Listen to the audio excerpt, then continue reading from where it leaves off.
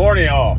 Welcome to Moose Preparedness. I am Moose, and here's another update slash install slash whatever you want to call it on hurricane lessons learned from Helene that I think are valuable to pass on, as well as Milton just made landfall last night, and then has gone through this morning. They're still kind of assessing damage there. Let's take a look at the difference in the responses of the two states, and this will get to my point. So if you look at places that got hit by Helene, right? Yes, there was damage in Florida. There was significant damage in Georgia, North Carolina, South Carolina had some, Tennessee, all through that area. If you look at Milton and their response, they had the barriers for the waves. They had people evacuated. People got gas prior to. They have storm-proof windows or shutters. There's even a meme going around of the guy who ratchet strapped his entire property down.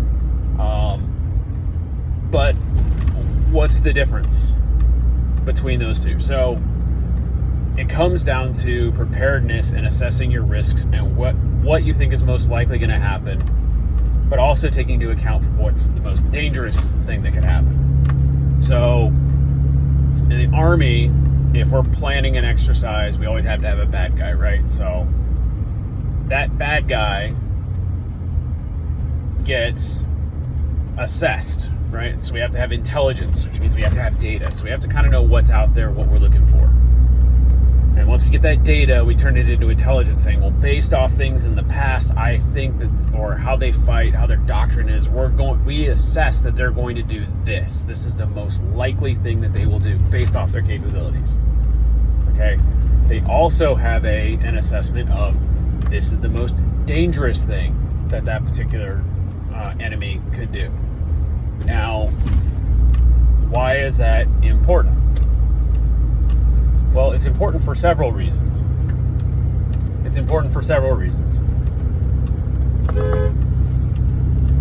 Sorry, local neighborhood morale officer as well. Let's look at Florida. Their most likely thing that's going to happen during hurricane season is they're going to get popped, right? They're going to get hurricanes. It's going to happen. It is a fact of life. If you live in Florida, you're going to get into hurricanes. That is a known assumption. All right, so their most likely course of action, or the most likely course of action for the enemy, the adversary, whatever you want to call it, or is that they're going to get hit by a hurricane. Cool. Their most dangerous course of action is that they catch multiple hurricanes, or hurricanes like Milton, where it spawns off an absolute ton of tornadoes. I think the last count I saw last night was like 28 on the ground prior to the storm even kicking off, and then a bunch spawned afterwards. I have no clue, but that's, to me, the most dangerous course of action, because they have not only the impact of the storm, but they have now additional storms that are even outside of the area getting hit by tornadic activity. So what did they do? Well, if this is the enemy's most likely and most dangerous courses of action, I'm going to do the following things. I'm going to make sure that I have all my fuel set up. I'm going to make sure that our buildings are built to a certain code. I'm going to make sure that we have enough adequate supplies on hand. There was lots of stories about gas stations being hit up before the storm even hit, where they were actually running short on gas. They had, I think their governor came out and said that they were actually having their state police, their state patrol. Sorry, try not to get that sun in your eyes. They were having the state patrol actually follow or track their gas station, or their fuel trucks as they were coming in. So we're talking, like, they took some serious precautions prior to, based off the known most likely course of action is going to hit somewhere around Tampa. Okay? Did that mean the other areas didn't prepare? No. All the folks in Florida know, hey, this thing shifts one way or the other, we're going to get creamed too. So what did they do? They did the exact same thing. They buttoned down the hatches, they left, they did whatever they had to do based off of what their capabilities were. Now let's compare that to places, let's say like Georgia specifically, because that's the state I'm in. Georgia was like, it's probably going to hit Atlanta-ish, and it probably won't be that bad because we've had storms before. We're tracking, we've had storms before. They've never hit us. Like Hurricane Ian came through, and it was pretty paltry whenever it came here. Like it did. I was actually pretty excited. I was like, sweet, I get to practice my prepping. Get to practice. Always good about getting practice. And it was pathetic. It was really sad. And my first hurricane experience, and I was like, hurricanes ain't squat. This is ridiculous. And then we get creamed by Helene. I'm like, oh, oops. But Georgia didn't plan its response nearly as effectively because they didn't think it was going to be that bad. Because they didn't think of the most dangerous course of action. What is the most dangerous course of action if Helene hit? Well, it's going to cream some major cities. The projection at the time was Atlanta.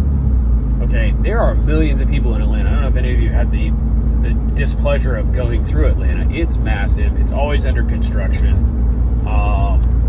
There is a ton of people there, and they are not equipped like the cities of the South that are, especially in the Gulf region, like in Houston or Galveston or anywhere in Florida to handle a hurricane.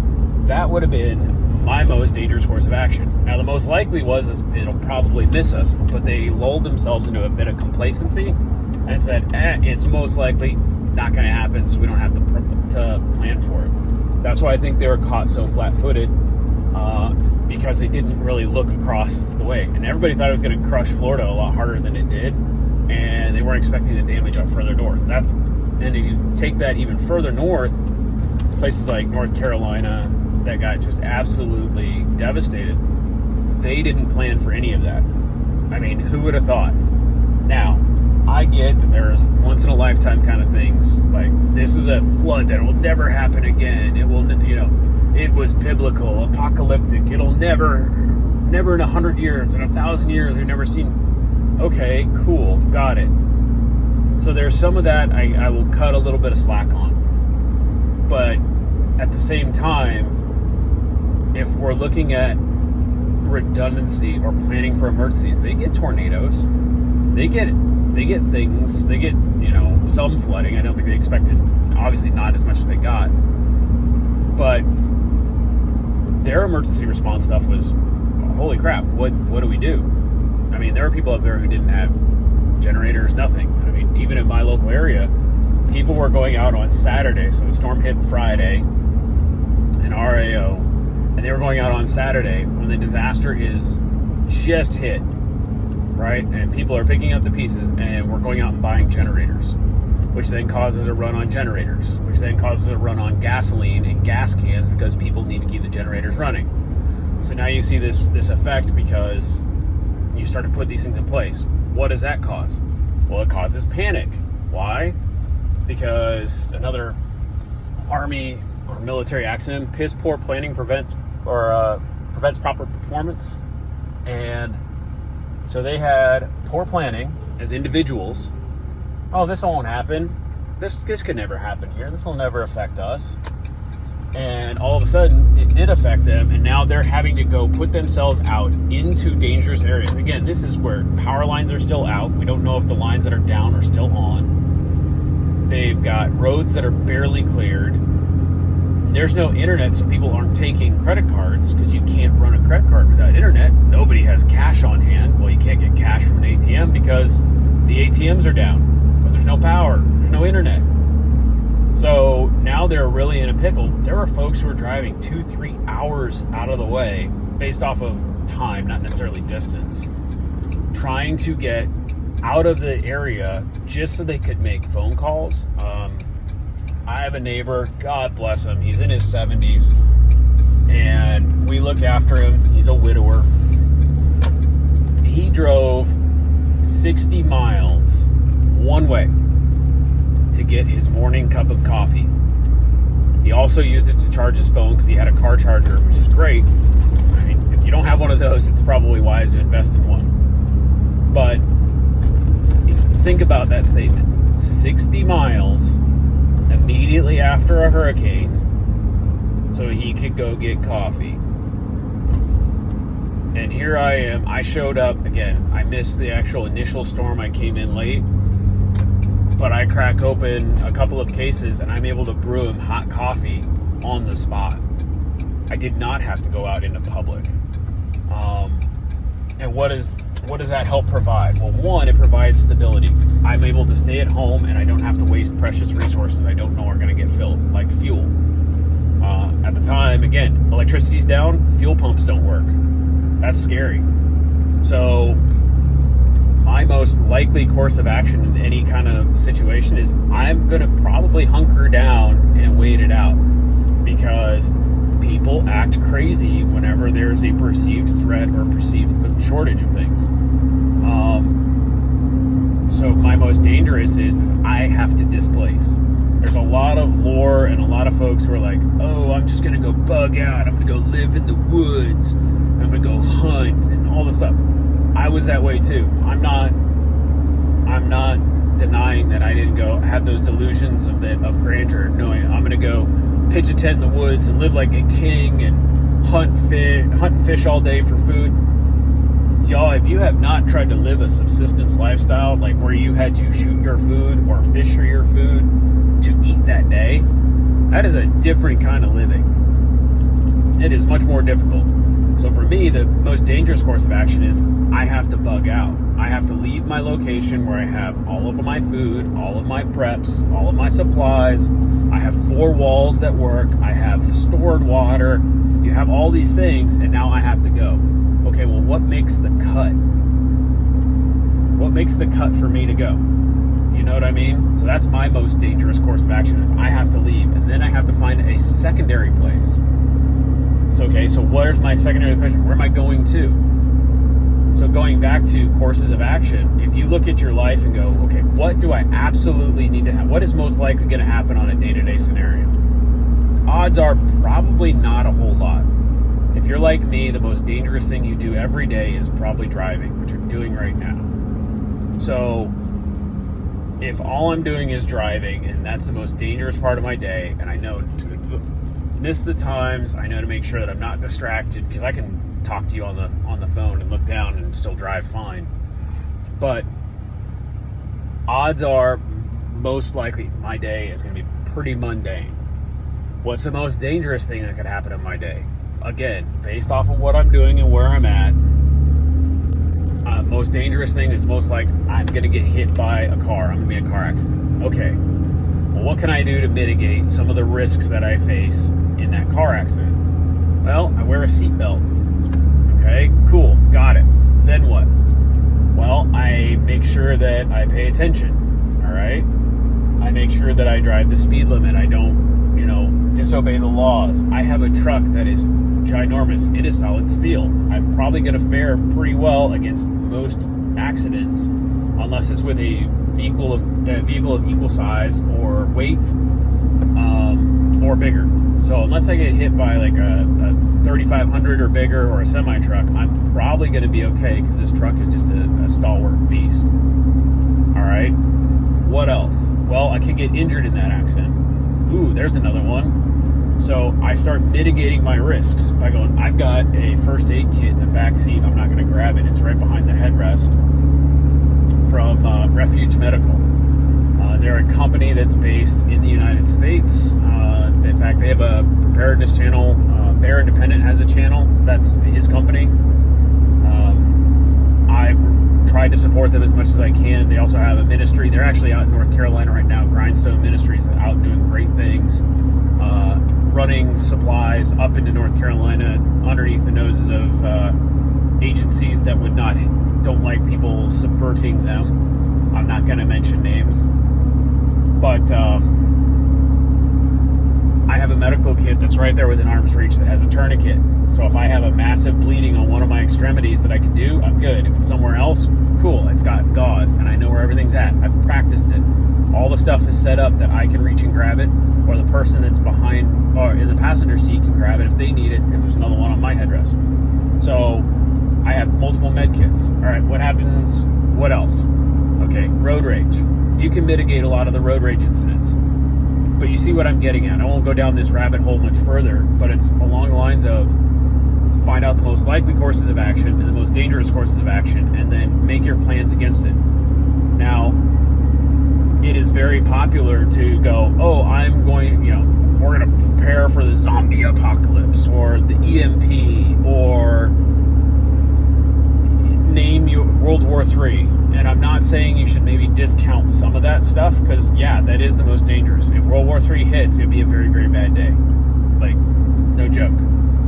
Is it the most likely of the world-ending scenarios? Maybe, maybe not.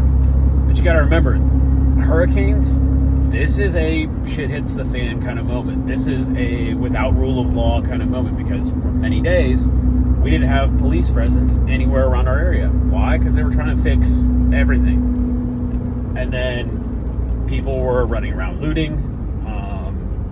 One of my neighbors had somebody try to steal his generator from his backyard. That was on day 2, so that would have been Friday night. So it would have been day 1 at night. They caught somebody breaking into their fence, and so he spent the remainder of the 2 weeks, instead of doing what I would have done, which is logically chain the dang thing up and let the dog out in the backyard if he got one that's big. He decided, I'm going to go full, like, Vietnam style, and decided to sleep outside with a shotgun. Okay, cool. But my point is that this particular storm or these kind of events are more likely to happen than, say, the zombie apocalypse is likely to happen. So a lot of the preps are similar, but you got to take a look at what's the most likely thing to happen, what's the worst thing that could happen to your area within reason. So again, look at Florida. Most likely, we're going to get hurricanes. Most dangerous, we're going to get hurricane storms, all these other things, all at the same time, all over the entire state. And so they planned off the most dangerous course of action. And it appears that the governor has done a fairly good job of getting everybody out that wanted to get out and tried to. Georgia, nah, they didn't evacuate at all. Like, they didn't have any of that stuff. In fact, some of the military bases around here put out evacuation orders after the fact because there were no services afterwards, because we didn't expect the thing to hit us.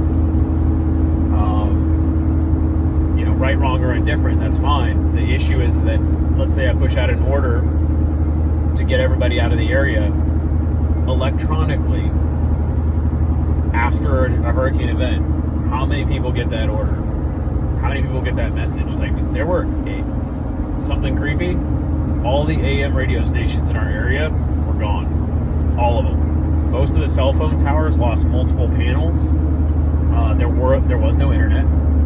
So how do I get that information out to people if they can't do it? None of the weather bands, so those weather radios that everybody should have, we checked on all of them. None of them were broadcasting at all because they were gone. Like, they literally got destroyed. They had no power to run. So, just a thought.